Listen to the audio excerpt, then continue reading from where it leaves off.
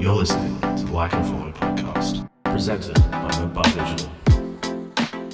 Welcome to Like and Follow, podcast exploring social media and digital marketing, presented by Milk Bar Digital.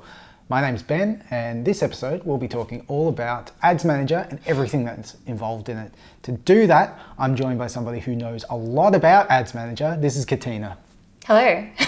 So you know, in my opinion, you know more than anybody I know about Ads Manager. So I'm putting you on the spot here with this episode. But I think to start us off, what is Ads Manager and why is it so important?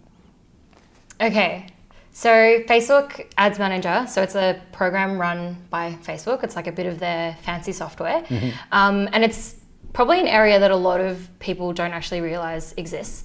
But it's basically this program that Facebook has where businesses can put up ads and get those ads to kind of go out to people on social media. So predominantly your Facebook, your Instagram, and also WhatsApp, because that's also owned by Facebook. Okay, I wasn't sure that WhatsApp was part of that group, but yeah, it is. I think it's a more recent sort of placement that you can do, but a lot of businesses are starting to kind of play around with it a bit.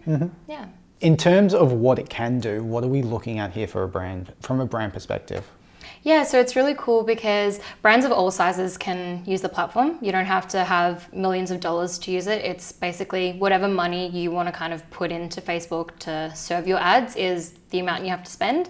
So it's great for small businesses because in the past you probably would have had to kind of, put a brochure together, drop them off in mailboxes, or go get the word out about your businesses through word of mouth, or larger businesses would have had to go to magazines or TV publishers and that kind of thing to get your ads on TV. But really you just head to Facebook now and you tell them who you want to target, you give them the message that you want to go out there with and the kind of visual that you're trying to put out there as well.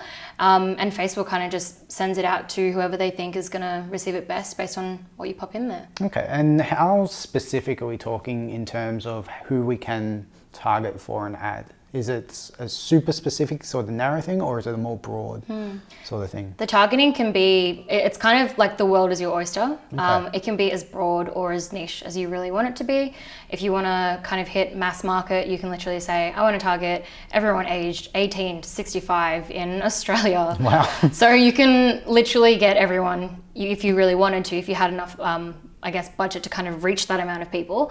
But you can also make it super niche. Like maybe you run a small business, you might have, for example, like an email database list. You can literally only send out ads to those people. So yeah, you can make it really varied depending on who you're trying to attract.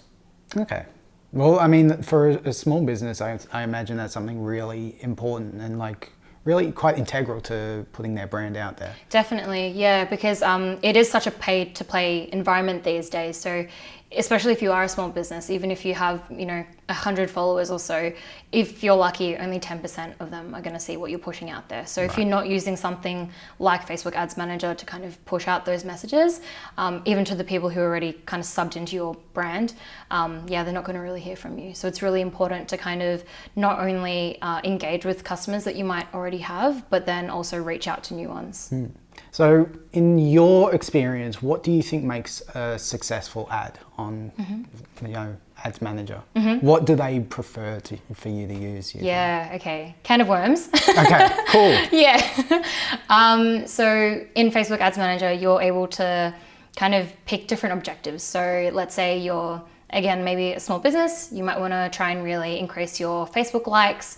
So that, obviously that helps your brand perception, draws in new people to kind of learn more about your brand. So if your objective was something like Facebook page likes, then a successful ad would be the one that's obviously getting you the most page likes. Right. And the way that it all kind of comes into play as well is this one stat that Facebook provides you, which is called cost per result. So basically, the lower your cost per result, the more effective your ad is running. So say we had $50 to get something like page likes.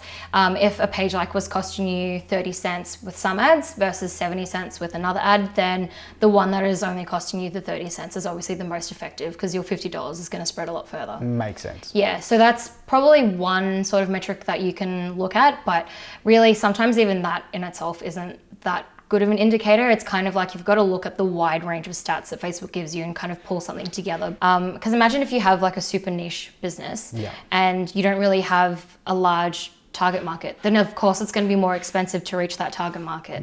Like just because you can reach a different target market and it's cheaper, that doesn't mean that they're actually going to buy your products at the end of the day. So it's kind of like you've got to look at it in two ways. Some other things you can look at which are really good are how many link clicks are you driving to your website, if that's really important for your business, if you have a lot of online sales. So getting a lot of people over to your website is obviously very important for you. There's a lot of things like getting people to watch your videos as well. So if you know your cost per through play or your cost per 3-second view are really affordable, then that's also something that could be indicating like a good ad. I think what a lot of people think of when they think of ads and Facebook is the algorithm, this mysterious algorithm that no one really knows how it works. Yep. How does this all come into play in terms of like your ads manager and how that all affects that? I feel like for us especially, it's kind of like the algorithm never sleeps. Like it's ever changing. So it's kind of like as soon as you think you understand what the algorithm is doing, something's going to change. Right. Like super quickly. The thing with this algorithm is, you know, there's been a lot of changes that have happened over the years, especially if you look at something like Instagram. So a few years ago when ads weren't such a big thing, everything was in chronological order. Then they kind of flipped that. And since chronological order disappeared and now, you know, nothing's instant really, you've got to have a lot more of those ads and that sort of thing. With the algorithm from an ads perspective, you'll kind of notice that when you're scrolling on Facebook or when you're scrolling on Instagram, it's kind of like every second post is probably going to be an ad. Right. So the way that it all sort of works is that Facebook has all these different touch points about all of us. People estimate that it's around 1 million touch points per person, which is kind of scary.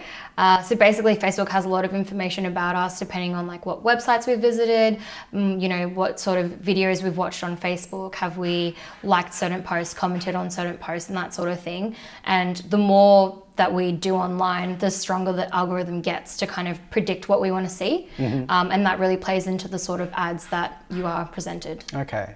Now, I've also heard a lot about A/B testing. And in terms of that, what are we looking at with A/B testing? Yeah, A/B testing is definitely a massive part of it.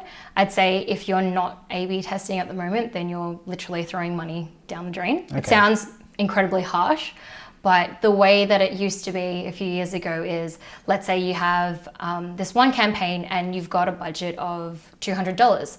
You might think that this particular image you have is so strong, like this one image is going to get you all the sales, so you're going to put the majority of the money to that one image.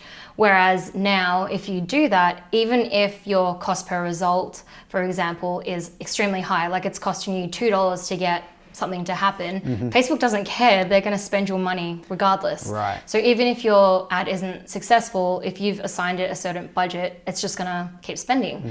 But when you do an A/B test, so that's kind of when you might test audience against audience. So you might have a brand that has a few different audiences in mind. And you test those audiences against each other to kind of see who's the most receptive to the message that you're sending out there. And you can also A/B test things like the creative. So do you have different video pieces that you can test against each other? Do you have different still images? Are you gonna maybe do something like a carousel, which is the one where you kind of like swipe through the different images, or a slideshow?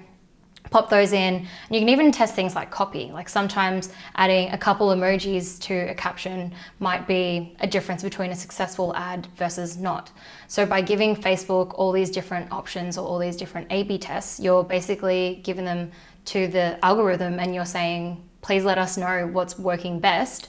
And Facebook's going to automatically favor the one giving you the best results. Right. And then from that, you can sort of work out which is the best result for a certain audience and then just repeat. Scale it from there. Yeah. And the thing is too, though, even though the algorithm is obviously incredibly clever, you still need a lot of that sort of monitoring to go on, because you might have certain things that, even though kind of like the example we had before, you might be reaching a different audience. If that audience is, you know, being pushed more by Facebook, but it isn't your main priority, then you might have to like go in and manually tweak things. All right, so that's A/B testing and all that. That's really, really handy information, I think. And it's probably really important for a brand or a business to start doing something like that. For sure. Do you have any other tips that people could use that might help them in dealing with Facebook Ads Manager?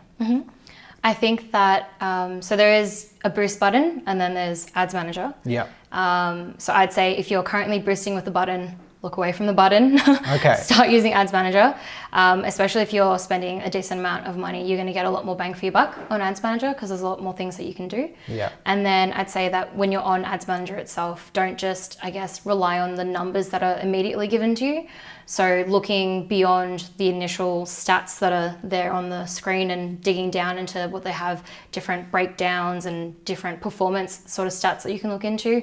And then you can get a lot better sort of findings through that. So not just looking at it from face value, because there's a lot more stuff that you can get from that to kind of help you improve your ads in the future. Thank you for all that information, Katina. It's absolutely awesome to hear some of your best advice when it comes to all of that, and I feel like I've learned something today. And if you would like to know more, you can hit us up at hello@milkbardigital.com.au or check us out on the socials.